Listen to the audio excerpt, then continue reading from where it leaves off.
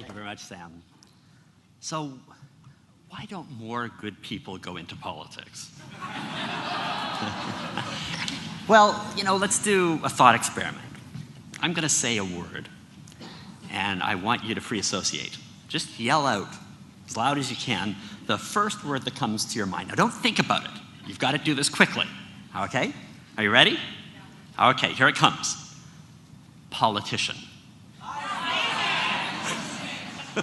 There you go. That's the answer to the question. This is an experiment that Mike Harcourt performed 20 years ago and got exactly the same result. If you ask people, what do you associate with a politician? Sleazy, scumbag, crook. These are the kinds of words that come to mind. We think that politicians are no good. They're all the same. They're only in it for themselves. Now, others say that politicians get a bad rap. It's a pretty tough life, and they face some really hard choices. Well, just take an example from last week. I was struck reading the papers that a couple of members of the official opposition voted with the government to end the long gun registry. And the consequence of that was they were promptly muzzled, grounded, and stripped of their committee roles. They were punished by the party brass for doing what they thought was the right thing for their constituents. Now, in recent months, I've been talking to many Canadians, people I think are good people, and I asked them, have you thought about running for office, or why haven't you run for office? And one of the things that people commonly say is, I just wouldn't be prepared to make the kinds of compromises that one has to make if you go into politics. Getting good people into politics is, as Sam said, is a problem that perplexed classical philosophers, Plato, Aristotle, Confucius. They believed that a well-governed state demanded virtuous citizens and rulers. And Aristotle thought that the most important virtue in politics was practical wisdom, what Barry Schwartz and Ken Sharp define as the moral will and skill to deliberate and act on what one thinks is right for oneself and one's community, and to do so for the right reasons. Aristotle's image of humans as being ethical problem solvers, it turns out, has received surprising support from research in a wide range of areas. Kylie Hamlin, a psychologist at UBC, has found that babies, even before they learn to speak, prefer those who help rather than harm others. And they prefer those who reward positive social behavior and punish wrongdoers. Neuroscientists have identified oxytocin as the crucial hormone that fosters caring and reciprocity among mammals. And according to Pat Churchland, who's going to be at Green College in January, oxytocin kicks in when we care for our offspring or engage in other forms of sociability. So, as Shimi suggested, it feels good to do good. Evolutionary biologist Frans de Waal, who will be a speaker at Peter Wall Institute next year, has shown that empathy is part of the evolutionary advantage that mammals, including humans, enjoy. Now, I'm not arguing that moral character is something that comes naturally. We're all capable of ethical lapses, or at least I am. 50 years ago, Stanley Milgram demonstrated that experimental subjects were willing to subject others to harmful doses of electrical shocks, simply because they were told to do so by scientists. But my colleague, Sylvia Berryman, has recently argued that these experiments should not lead us to conclude that practical wisdom is beyond our grasp. Milgram's subjects failed to properly perceive the ethical dilemma that they were facing and acted in ways that they would later regret.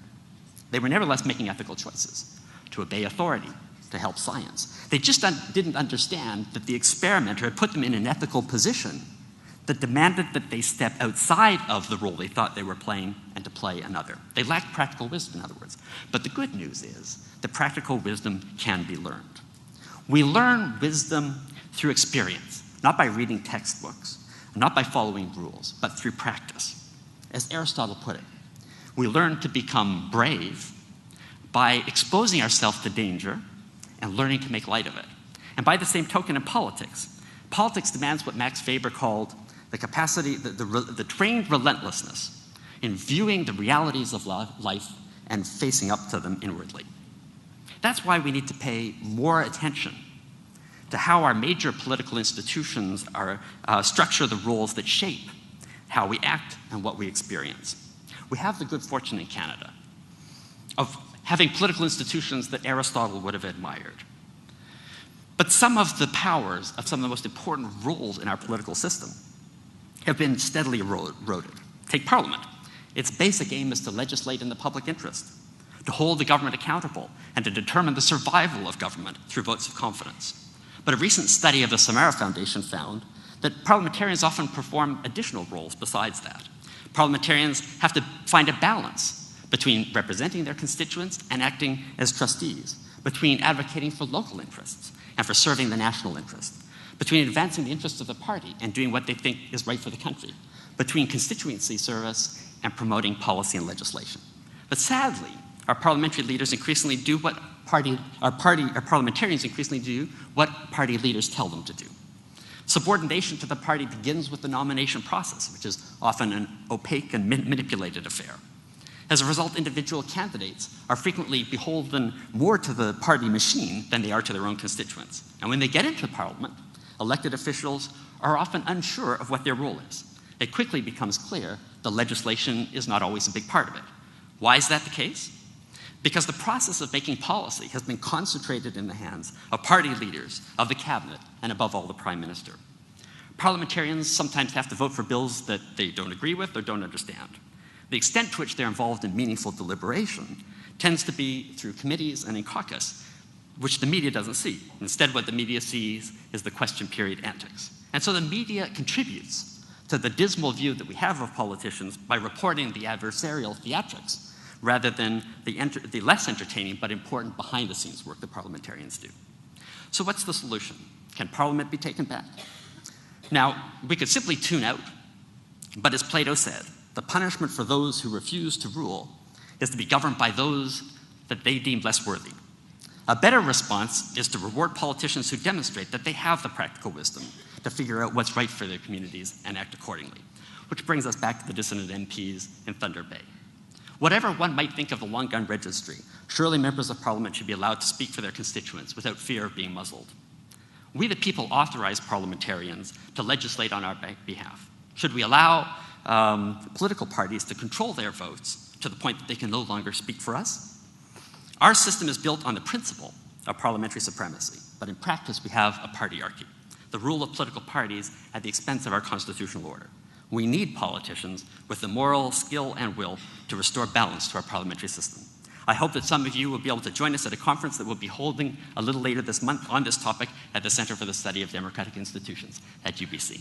Thank you very much.